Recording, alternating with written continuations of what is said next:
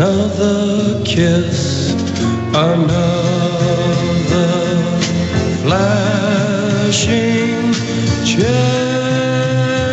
ScienceAndPublicPolicy.org is the website. Lord Monckton, in the interest of time, go through this assault, because it's another example of understanding their tactics, and we can actually use their assaults to illustrate the deception, and it can be quite informative. So you've got the floor. Break down what happened. Well, thank you very much. Yes, Professor Abraham from the St. Thomas Bible College in Minnesota decided that he would produce this very long, 83 minutes with 115 slides, attempt at a rebuttal of my talk in St. Thomas, in St. Paul, Minnesota, 8 months ago, which has gone viral all over the web.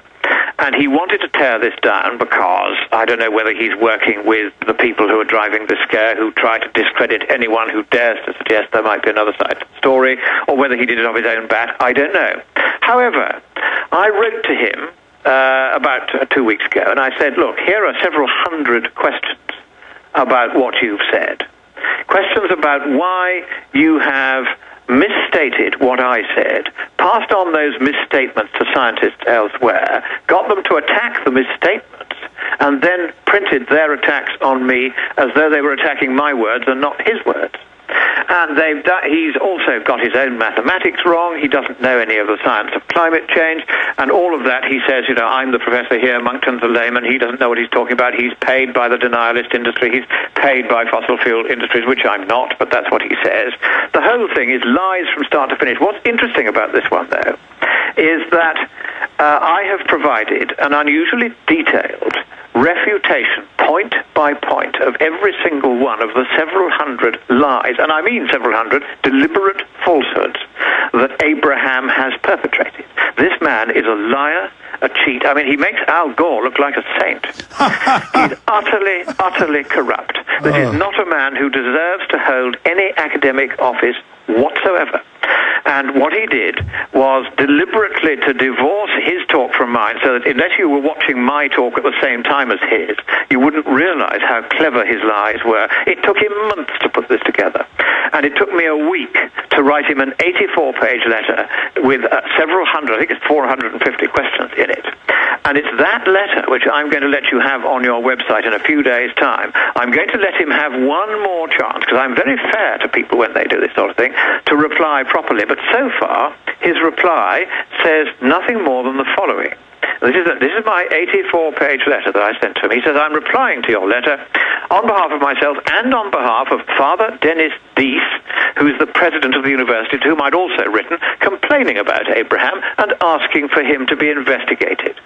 And Father Dennis Deese is washing his hands of it, just like Pontius Pilate. And the university, therefore, is not going to investigate any of this. And Abraham simply says, I stand by my original position. So let's have a look at Abraham's original position. The first thing that struck me as odd is that he didn't even tell me he was doing this in 8 months. Time and time again in his attack on me, he says, well, he doesn't even tell us what his sources are. At no time did he lift the phone or send me an email and ask me what my sources were. That's what an academic would normally do. So there's clear bad faith there. Bad faith also in Abraham's failure to let me know he was going to do this before he published it, so that I would have the chance to publish a contemporaneous and detailed refutation. No, he wanted to get a clear run at it, so that he could get all the left-wing websites to tear down my reputation, and the newspaper blogs over here saying I am the fallen idol of the climate skeptics, this kind of thing. There was also malice. I mean, but they always do those hoaxes. They always say, yeah. I mean, they've said that the ice caps completely melted. I mean, they... And what he says is, you know, this man is guilty of sleight of hand, fabrication, shady... Well, stay there. Back in 1 minute, Lord Monckton. Yeah, stay back. Stay there until we come back.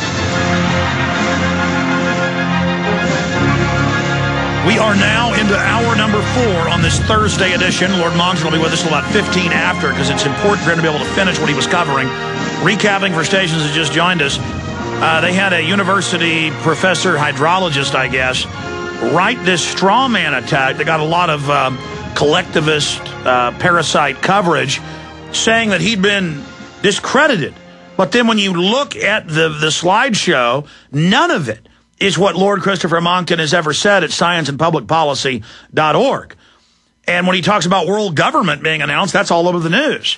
So, Lord Monckton, in this segment and the next, you've got the floor. Run through the straw man attack he used, the tactics he used. Right. So, first of all, we've dealt with bad faith, where he didn't tell me he was doing this. And the absolute academic rule is if you're going to attack somebody, particularly by accusing him of misrepresentation and dodgy data and straw men and sleight of hand and other things he's hurled at me, then it's very important you let the person know you're going to do this so that he can mount a reply at more or less the same time. That he didn't do.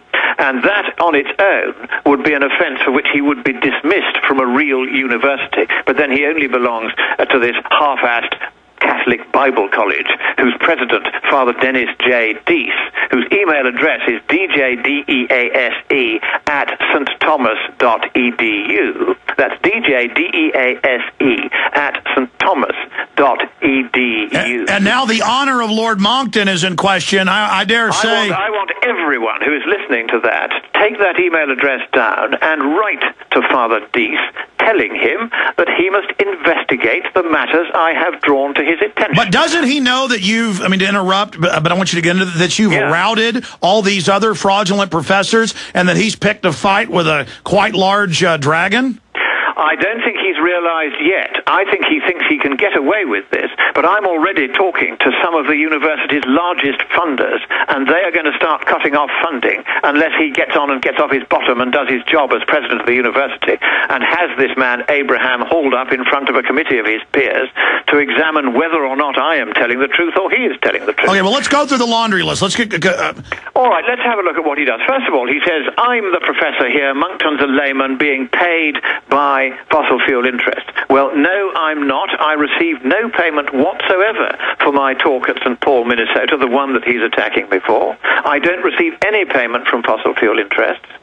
And all of that was simply a lie. But apparently, in this Bible college, lying is part of what they regard as their Christian mission.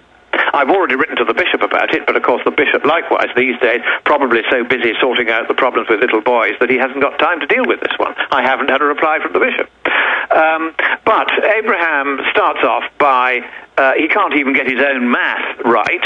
Time and time again he gets his sums wrong and then blames me.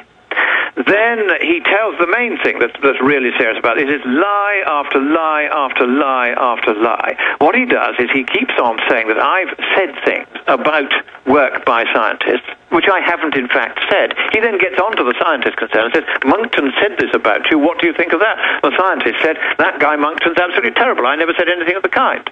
And then he repeats that in his talk. And here's an example.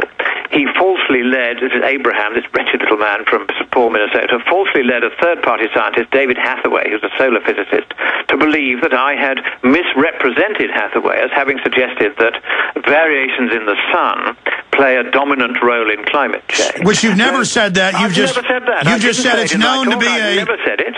I absolutely never said because it. I've interviewed you. Well, hold on. I want to back. I mean, I've interviewed you probably 15, 20 times. I've read most of your stuff. Yeah. You're always saying no one knows about the climate, and for them to claim that they know when it's so complex is asinine. And but I mean, this is so egregious to go get other preeminent people to attack you by misrepresenting your words. That's what he's done. It's outrageous. And this fellow Abraham knew that I had not, in this talk that he said he was attacking, I had not cited any opinion of Hathaway whatsoever. I had shown a graph by him.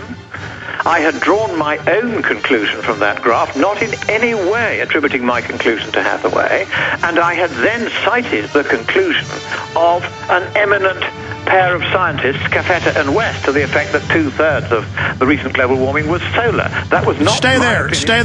We're coming right back. It's incredible.